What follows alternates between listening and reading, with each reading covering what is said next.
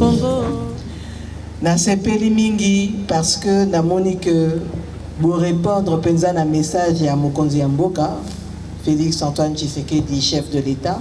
na message na ye alansaki le 29 janvier dernier et na moni penza que bana Congo central batikeli simate parce que binonyo surtout pour répondre volontairement na message wana. Yango biso to lobby boy, biso bata gouvernement na meeting de oyo président apesaki, il faut côté à gouvernement to bongisa pour na bino. Ndenge meeting de pesamaki na mois oyo ya mars bokomona déjà ba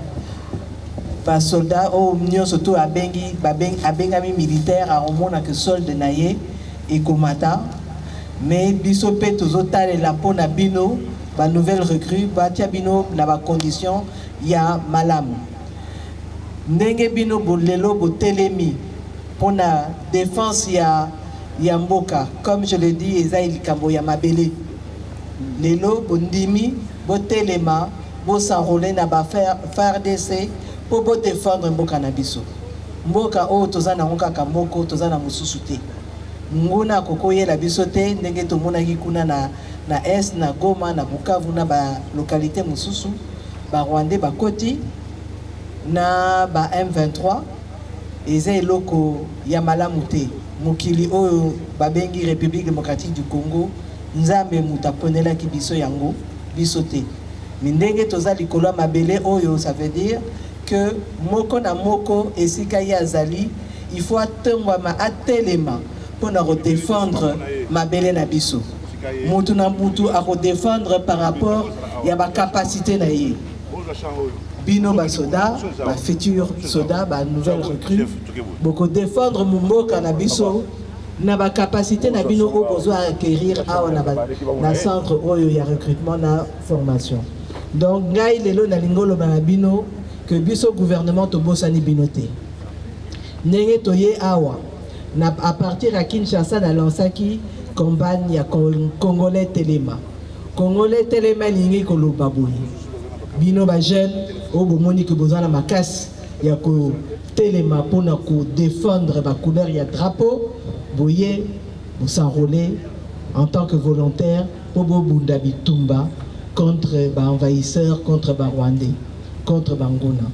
na histoire na biso ya RDC ça fait pratiquement 30 ans yangoyo tozo bunda bitumba na ndenge na lobby 30 ans ça suffit bitumba oyo il faut aussi lisa yango na tozana besoin na bino